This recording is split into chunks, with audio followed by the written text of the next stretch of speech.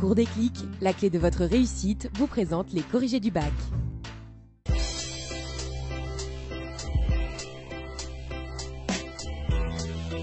Bonjour et bienvenue dans l'émission qui vous dévoile vos chances de réussite au bac grâce aux corrigés vidéo. Aujourd'hui, c'est l'épreuve de physique-chimie série S. Pour l'épreuve obligatoire, l'exercice numéro 2 de la composition d'un soda à sa composition. Les réponses tout de suite. Cher professeur, bonjour. Bonjour. Que fallait-il dire pour cet exercice? Alors, commençons par la première partie. Pour la première question, il fallait compléter la formule topologique en rajoutant les doublets non liants comme indiqué sur le document sur les N et les O. Ensuite, pour la deuxième question, déterminer la formule brute de la caféine, on trouvait C8H10N4O2. Et pour la question 1.3, il fallait évaluer la concentration molaire approximative de la caféine dans le soda. Pour cela, on utilise la donnée dans l'énoncé qui nous dit que 75 mg correspondent à un volume de 2 canettes, tout à la fin de l'énoncé pour un enfant de 30 kg. On fait les calculs appropriés qui nous permettent de trouver l'expression de la concentration, qui est une expression petit m sur grand M fois V, et en faisant l'application numérique, on trouve une concentration de 5,9 10 puissance moins 4 mol par litre. Ensuite, pour la deuxième partie qui concernait la synthèse de l'acide benzoïque. Pour la première question, on nous demande si on peut remplacer la solution aqueuse par des pastilles d'hydroxyde de sodium.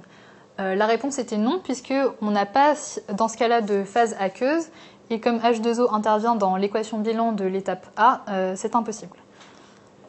Ensuite, pour la question 2, quelles opérations correspondent à l'étape A? Ce sont les étapes 1 et 2, puisque ensuite, à l'étape 3, on arrête la réaction et qu'ensuite on ajoute les nouveaux réactifs pour l'étape B. Ensuite, il fallait donner 2 raisons justifiant l'utilisation du chauffage à reflux. C'est tout d'abord un aspect cinétique et il fallait ajouter le reflux pour ne pas perdre des composants. La question 4, donner les rôles de chacune des opérations 4, 5, 6 décrites dans le protocole. Donc l'étape 4, c'est l'ajout d'un réactif nécessaire à l'étape B tout simplement. L'étape 5, c'est la filtration qui permet de récupérer les cristaux. Et l'étape 6, c'est un séchage qui va permettre en fait d'éliminer les résidus de H2O. Du coup, pour la question 5, il fallait ici sécher les cristaux mais ne pas les faire fondre. Donc il fallait imposer une température inférieure à la température de fusion du composé voulu C7H6O2. Ensuite, pour la question 6, 2 méthodes permettant de vérifier la nature du produit obtenu. On aurait pu penser à une méthode de spectro ou à une mesure de pKa, puisque ici on synthétise un acide benzoïque. Ensuite, sur la question 7, quelle masse maximale d'acide benzoïque peut être obtenue par la mise en œuvre de ce protocole? Donc ici, au regard des opérations A et B, on voit que le réactif limitant, c'est C7H5N, le benzonitrile. On calcule donc la quantité de matière initiale du benzonitrile. Comme indiqué dans le document, on trouve 2,010-2 mol. Et on en déduit que c'est égal aussi à le nombre de moles maximal d'acide benzoïque qu'on peut obtenir. On convertit ce nombre de moles en masse et on obtient 2,4 grammes. Ensuite, 2.8, l'étiquette sur la bouteille du soda indique la présence d'acide benzoïque comme conservateur. Est-ce bien sous cette forme que l'espèce prédomine dans cette boisson? Justifié. Alors, on sait que le pH de cette boisson est très acide.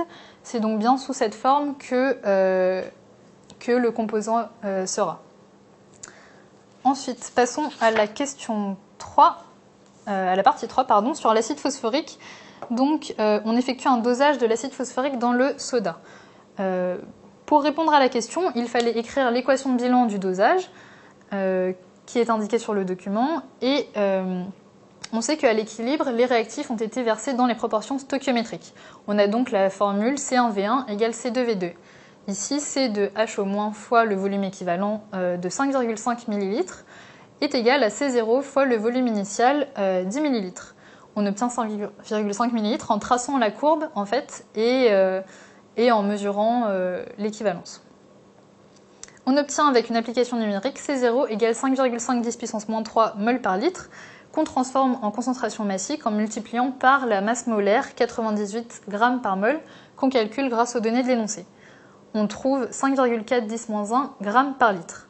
Ensuite, il fallait transformer cette concentration massique en un volume consommable par un adulte.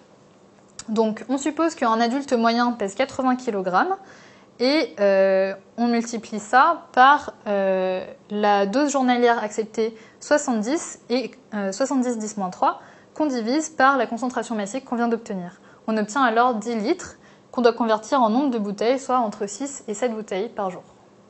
Cher professeur, je vous remercie. D'autres corrigés écrits sur mcetv.fr.